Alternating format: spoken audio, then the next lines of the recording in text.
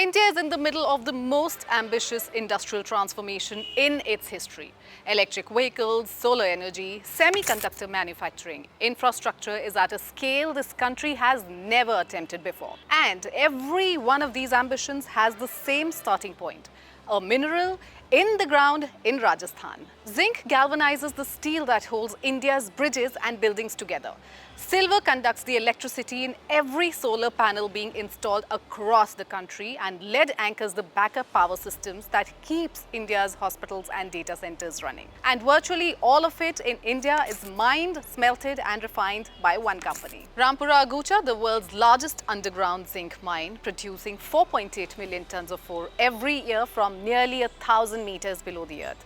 Sindh-Sarkurt, one of the world's largest silver-producing mines, where the ore grows richer with every meter of depth. Zawar, one of the oldest mining sites in Asia, now one of the most modern underground operations on the continent. From the mine phase to the finished metal, the entire supply chain sits within Rajasthan. That integration, mining, concentrating, smelting, refining is what makes Hindustan Zinc the world's largest integrated zinc producer and one of India's most strategically important industrial companies. The man now leading this company brings over 3 decades of experience running some of India's most complex industrial operations. He knows what it takes to build a supply chain at this scale, and he knows what India still needs to get right. Today at Movers and Makers, I am joined by Amarendu Prakash, CEO, Hindustan Zinc.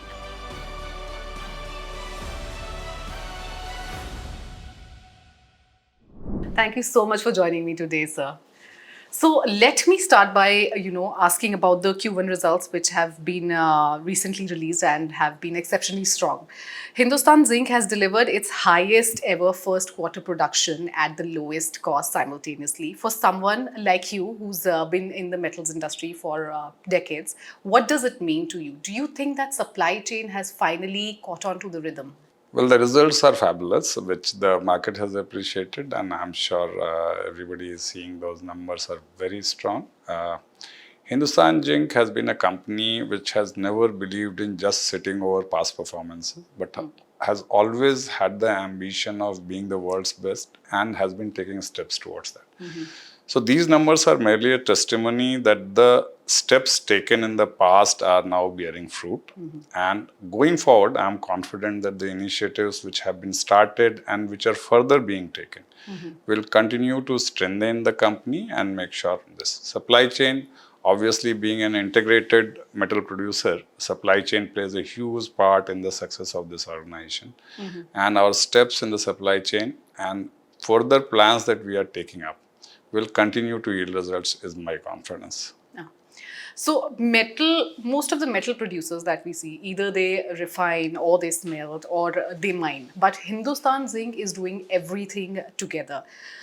Do you think this is an advantage, and do you think owning the full supply chain of an organization like Hindustan Zinc gets life to be even more complicated? So it's a two ways to look at it.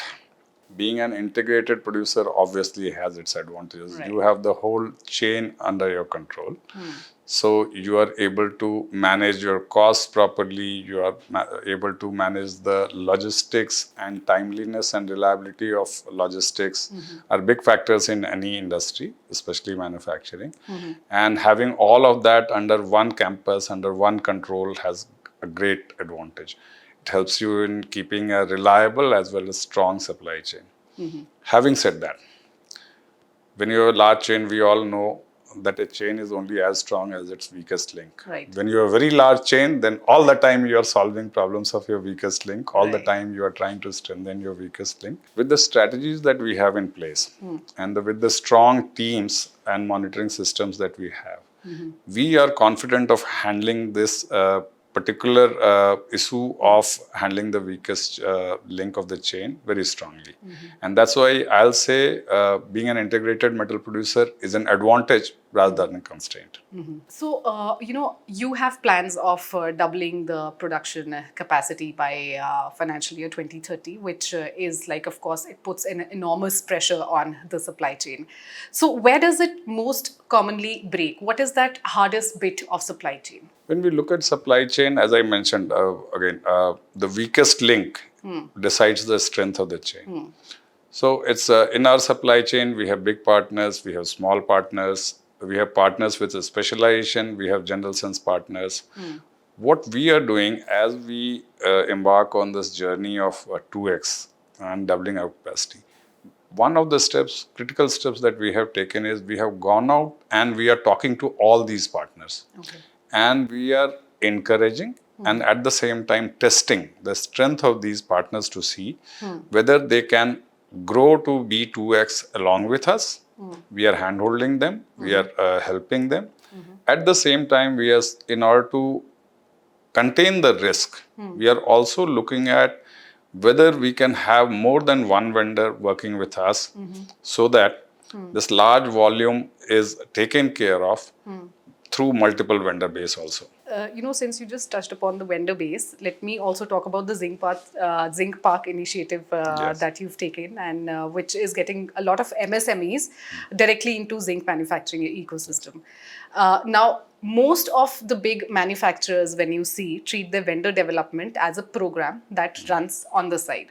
What made you decide to, make this a structural part of Hindustan Zinc? When we talk about vendor base, we don't just think in terms of numbers. Having 2 vendors or 4 vendors for a particular item is just a competitive advantage that you are trying to create. Right. I will ask you to look at different industries, airline industries, for example.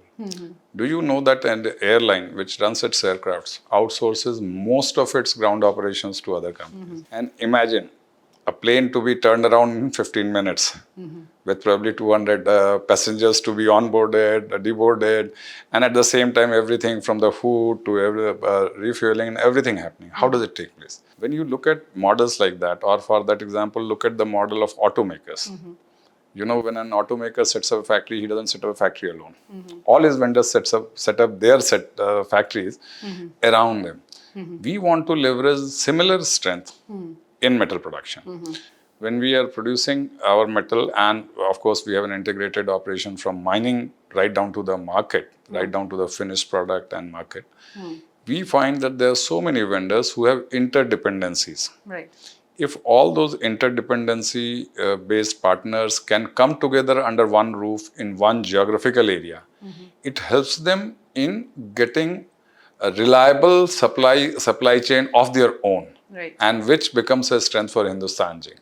That's why our ambition of Zinc Park is inviting both sides, people who are our vendors who supply to us, at the same time people who buy from us and produce other products ready for the market.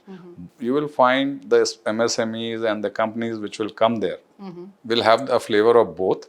And in fact, it will be a multiplier effect on them leveraging each other's strength to grow this whole ecosystem further. Very soon, we are planning a conference where we are inviting people related with zinc, either suppliers and vendors from across the globe.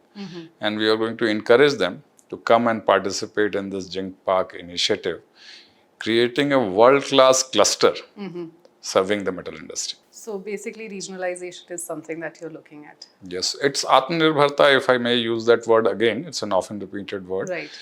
But when you think about Atmanirbharta, you need to hold each other's hands. Absolutely. And that's the philosophy that we'll have in Zinc Park. And I think this has especially come after the entire episode that the world has faced recently, all the geopolitical shifts. I think we've sort of realized that, we need to be dependent on something that we already have, something that's nearby, rather than, depending on other geographies. So Hindustan Zinc has now secured some critical mineral blocks like some rare earth elements.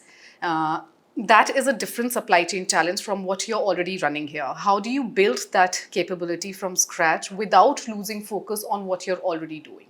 That's a nice question. To tell you very frankly, Hindustan Zinc has the ambition of making its critical minerals business almost as big as Hindustan Zinc is currently in zinc, lead and silver. If I look at it, the basic strengths of a business in manufacturing or mining remains the same. So as a company, we know exploration. As a company, we know mining. We understand a factory setup and manufacturing. Having said that, we do realize that every mineral is different. Every mineralogy, geology, mining methods is going to be different for these critical elements. At the same time, even the metallurgy is going to be different. Right. Having experienced metals end to end, being an integrated producer, what we feel is our basic strengths in exploration, mining, and production manufacturing are going to be there. We are on the lookout for partners who handle one of these pieces, who has handled one of these pieces. Our strength will be, since as you see, we did not start a critical mineral manufacturing plant before we acquired the mines. So again, the ambition is to be integrated. In this integration process, we'll be shaking hands with appropriate partners for each piece who can bring in expertise. And with our experience, I'm sure we can make it a success without affecting our current business. All right. You're targeting 70% renewable energy by financial year, I think, 28. And currently you're at 19%. So how realistic does that target look to you? Renewable energy, you see across the world, adoption of renewable energy, everybody is willing to do this. Everybody is okay to do this. Earlier, the economics was not right. Slowly, with scale, economics has become right for everybody. So you ask any manufacturer, they will be very happily be switching to renewable power. The challenge remains that our industry operates on a 24/7 basis. Right.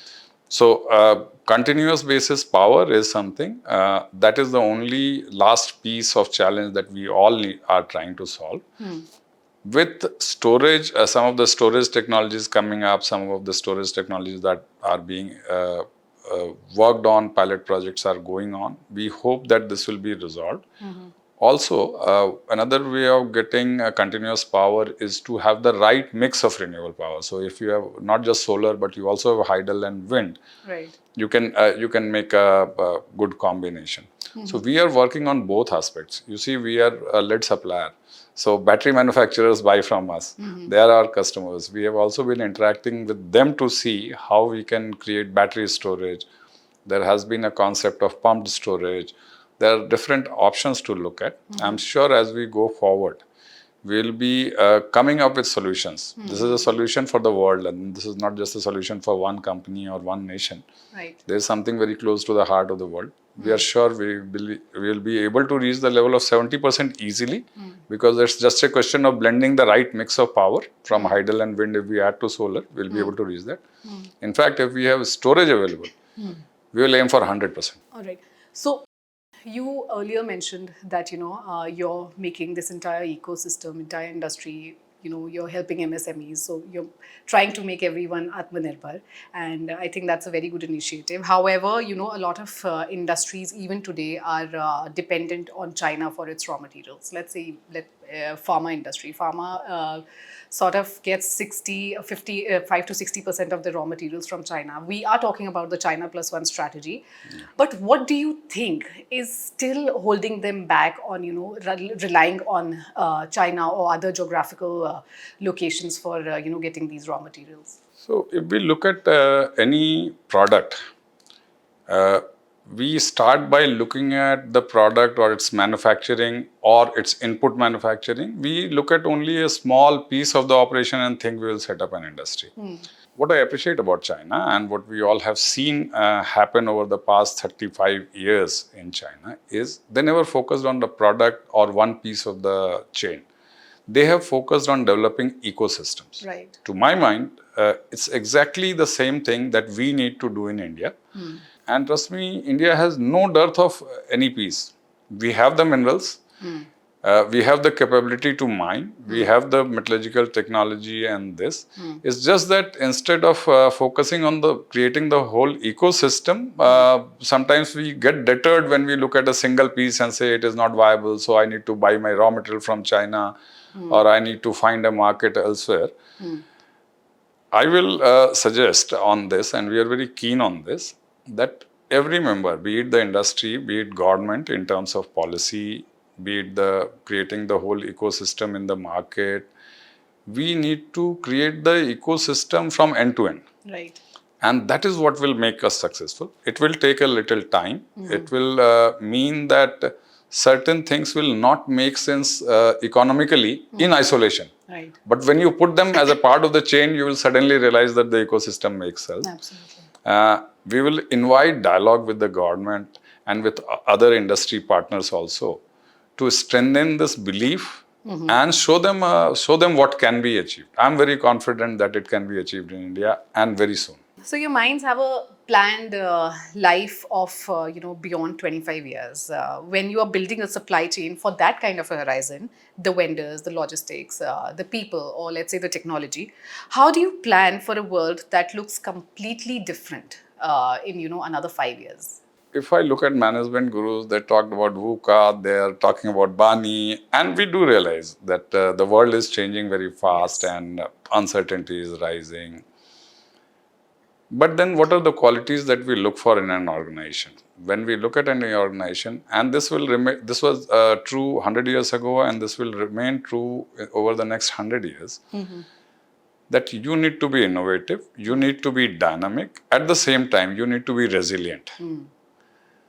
If you apply these three traits to any industry, you will find you will be prepared, you will go through the good times and bad times without failing.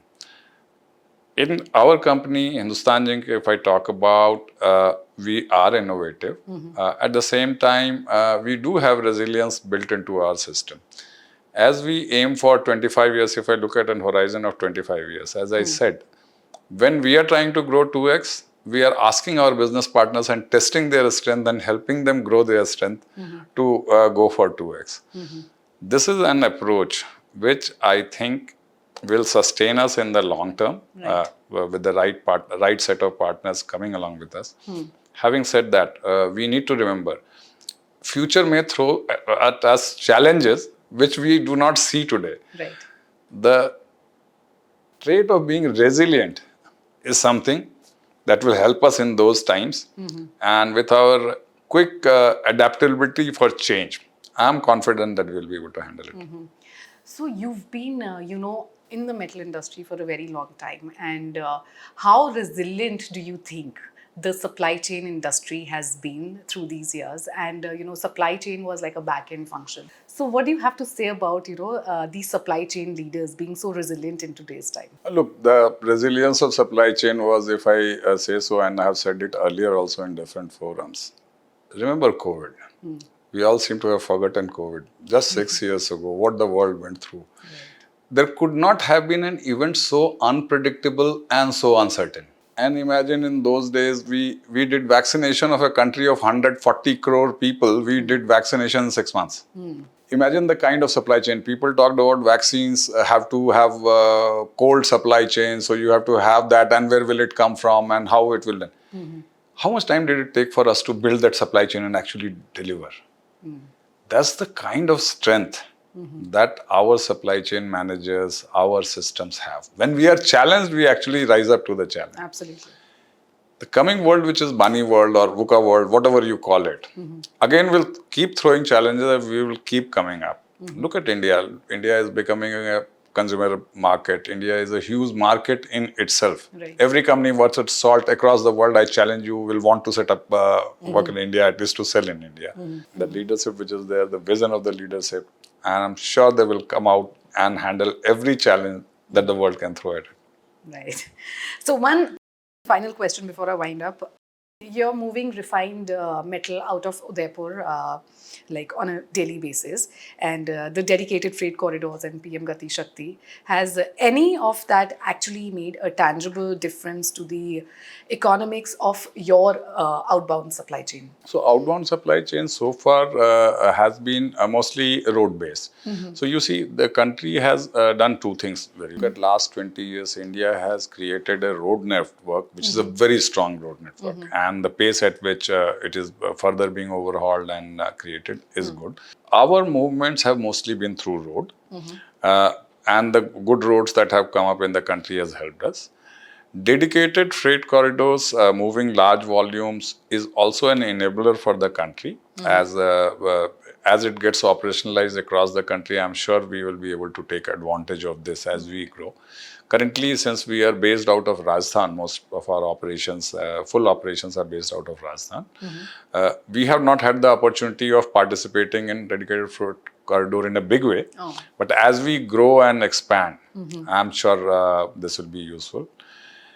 Projects that we are taking up, PM Gati Shakti program is a massive program and a brilliant program, I'll say, mapping the whole infrastructure of the country on one portal. It has got layers which can tell you today sitting here, if I say, okay, I want to set up a factory here, I want to bring in my raw material from another place, I want to sell it in another place, you can go to this portal and actually see which roads you will use, which railway lines you can use, where is the water body, where you are crossing a forest area, how you can avoid that forest area, and everything that you discovered when you were implementing a project.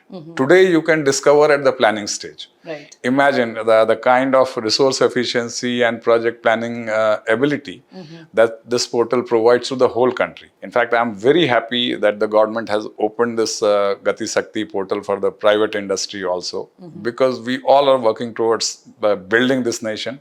Right. And we thank the government for this initiative. Lovely speaking with you, sir. Thank you so much for answering all my questions with such great spontaneity and amazing, like always. It's always good to meet you. Thank you, Dimple. It has been a pleasure speaking with you as always. Thank you.